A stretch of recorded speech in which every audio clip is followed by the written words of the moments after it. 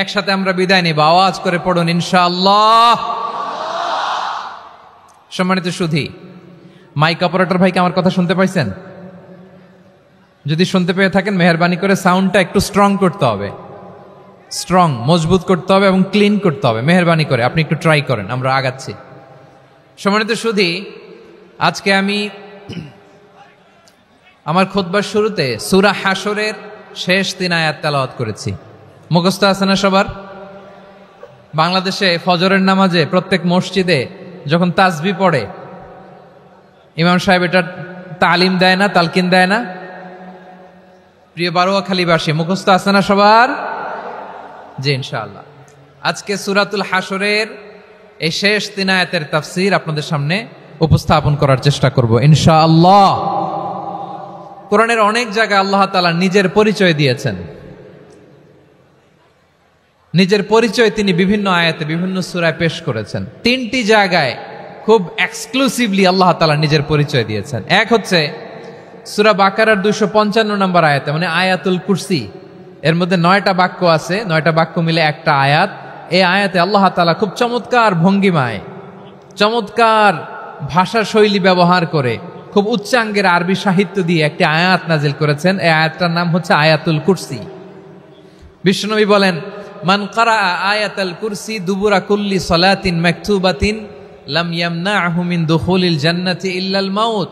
প্রত্যেক ফরজ নামাজের পরে যে আয়াতুল কুরসি পড়বে তার জান্নাতে যাওয়ার ক্ষেত্রে আর কোনো বাধা থাকে না, একটা জিনিস ছাড়া, সেটা হচ্ছে মৃত্যু, মরণ। লোকটা মরে না তাই জান্নাতে যায় না, মরলেই জান্নাতি। এই আয়াতুল কুরসির এই আয়াতে আল্লাহ তাআলা খুব স্পষ্টভাবে নিজের পরিচয় তুলে ধরেছেন। আবার সূরাতুল ইখলাসের ভেতরে আল্লাহ তাআলা খুব চমৎকার ভঙ্গিমায় তিনি নিজের পরিচয় তুলে ধরেছেন। অনুরূপভাবে সূরা হাশরের শেষ 3 আয়াতেও আল্লাহ তাআলা খুব চমৎকার ভাবে নিজের পরিচয় তুলে ধরেছেন। আওয়াজ করে পড়ুন সুবহানাল্লাহ। আমরা সূরা হাশরের শেষ 3 আয়াতের তাফসীর আজকে আমরা শুনব। আসুন আমরা আমাদের রবকে চিনে নেই। আজকের আলোচনার টপিক হচ্ছে আসুন আমাদের রবকে চিনি। আসুন আমাদের, সবাই বলুন, আসুন আমাদের রবকে চিনি।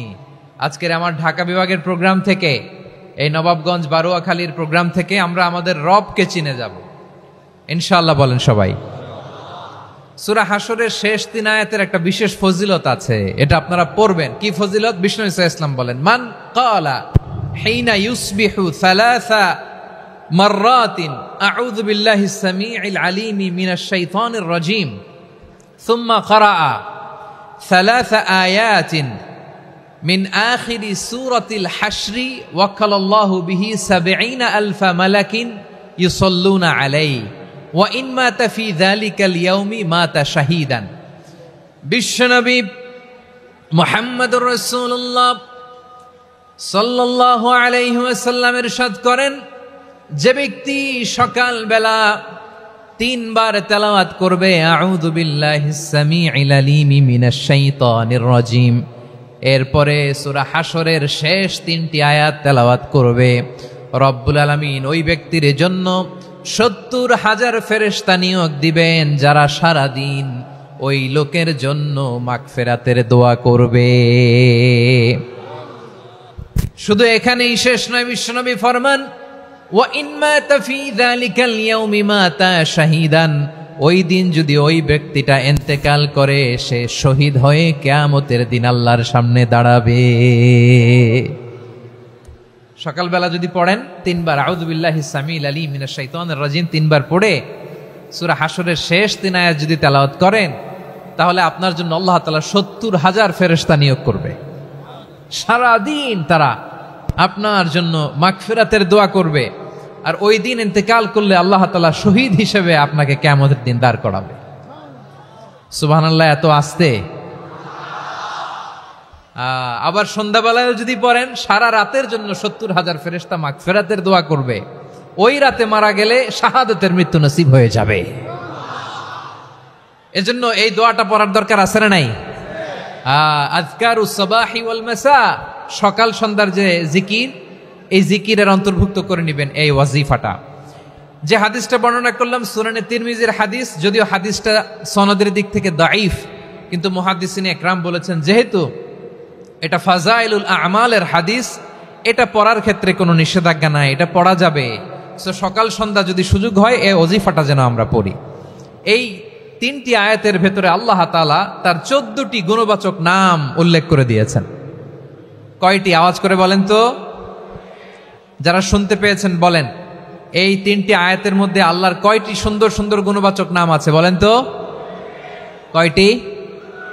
সবাই বলেন কয়টি? 14টি গুণবাচক নাম, চমৎকার চমৎকার নাম। যে নামগুলো যদি আমরা আজকে পড়ি, শুনি, জানি, আল্লাহ তাআলা সম্পর্কে ব্যাপক ধারণা, ইনডেপথ, আমার রব সম্পর্কে ইনডেপথ নলেজ নিয়ে আজকে আমরা ফিরতে পারবো ইনশাআল্লাহ। বলেন সবাই। আসুন আমরা আল্লাহ তাআলার এই চমৎকার চমৎকার 14টি নামের ব্যাখ্যা বিশ্লেষণ আজকের এই তাফসীর ময়দান থেকে জানি। প্রিয় ভাইয়েরা, আল্লাহর অনেক সুন্দর সুন্দর নাম আছে, আমাদের উচিত এই নামগুলো দিয়ে আল্লাহকে ডাকা। ভাই, তোমরা যদি ড্রোন একেবারে আমার মাথার সামনে নিয়ে আসো তাইলে হবে? একটা নিরাপদ দূরত্বে রাখতে হবে, এই ড্রোনের সাউন্ড যেন আমি না পাই। সেফ জোনে থাকতে হবে, দূরে থাকো। সম্মানিত ভাইয়েরা, আল্লাহ তাআলার চমৎকার চমৎকার অনেক নাম আছে যেগুলো আল্লাহ তাআলা কোরআনে উল্লেখ করেছেন। আল্লাহর আসল নাম হচ্ছে আল্লাহ। আসল নাম কি? সবাই বলুন, আসল নাম কি? কি মাঝখানে কি সমস্যা?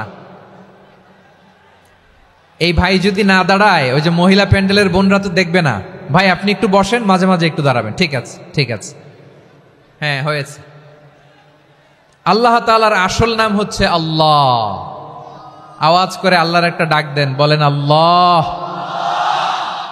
মন থেকে, হৃদয়ের গহীন থেকে, হৃদয় নিংড়ানো মনের সবটুকুন ভালোবাসাকে উজাড় করে দিয়ে আল্লাহর নামটা জপেন তো, পড়েন তো আল্লাহ। কেমন লাগে? ভালো লাগে? এর চেয়ে সুন্দর মধুমাখা নাম, জাদুমাখা নাম আর আছে? দু একজন বলছে নাই। আওয়াজ করে বলেন, এর চেয়ে সুন্দর নাম আর আছে?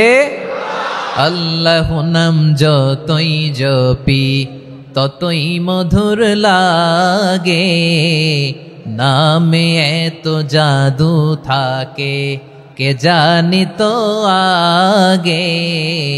আল্লাহ নাম যতই জপি, ও নাম জপে প্রিয়তম, ও নাম জপে মজনু সম, ওই নামে পাপিয়া গাহে হৃদয় গোলাপে বাগে। আল্লাহ নাম যতই জপি। আল্লাহু আকবার। এত মধুর নাম আর দ্বিতীয়টা নাই, যতই জপি ততই ভাল লাগে, ঠিক কিনা বলেন?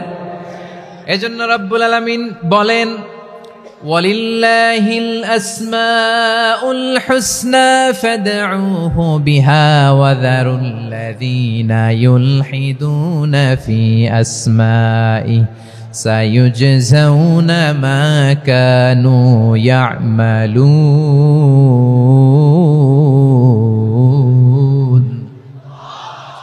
আল্লাহ বললেন, আমার অনেক সুন্দর সুন্দর নাম আছে, অনেকগুলো গুণবাচক সুন্দরতম নাম আছে। তোমরা এই নামগুলো ধরে আমি আল্লাহরে ডাকো, আর যারা আমি আল্লাহর নামের বিকৃতি ঘটায় তাদেরকে তোমরা বর্জন করো। আর তারা দুনিয়াতে যা করেছে আখিরাতের ফল তারা ঠিকই পাবে। সুবহানাল্লাহ বলেন। আল্লাহর অনেক সুন্দর সুন্দর নাম আছে, এগুলো ধরে ডাকতে বলা হয়েছে। আর যারা আল্লাহর নামের বিকৃতি করে তাদেরকে বর্জন করতে বলা হয়েছে। আপনি আল্লাহর নামের জিকির যখন করবেন, আপনি আমার আল্লাহর নামের বিকৃতি করতে পারবেন? বারোয়াখালীর ভাইয়েরা বুঝে থাকলে আওয়াজ দেন, আল্লাহর নামের বিকৃতি করা যাবে? আপনি যখন জিকির করবেন স্পষ্ট শব্দে আল্লাহর নামটা বোঝা যেতে হবে। সুবহানাল্লাহ, ওয়ালহামদুলিল্লাহ, লা ইলাহা ইল্লাল্লাহ, আল্লাহু আকবার একসাথে মিলিয়ে করেন, অথবা আলাদা আলাদা করেন, অথবা শুধু আল্লাহ আল্লাহ এই নামের জিকিরও যদি করেন স্পষ্ট বোঝা যাইতে হবে। আল্লাহর নামের বিকৃতি করা যাবে? কিন্তু আল্লাহর নামের বিকৃতি করে জিকির এদেশে আছে না নাই? আছে। দেখবেন জিকিরের মধ্যে হুই হুই হুই হুই হুই এরকম করতেছে, আছে না নাই? সবাই মিলে লাফাচ্ছে, দফাচ্ছে, মাথা ঝুলাচ্ছে, আর কি কি যেন বলে, ওইটার মধ্যে আমি আল্লাহর নাম খুঁজে পাই না, এরকম আছে না নাই? হ্যাঁ, হই হই করে কিম্ভূত কিমাকার অদ্ভুত আওয়াজ করে তারা জিকির করে, সেখানে আল্লাহর নাম নাই, এই জিকির আল্লাহর কাছে গ্রহণযোগ্য হবে? আল্লাহ বলেন ওয়াযারুল্লাযীনা ইউলহিদুনা ফি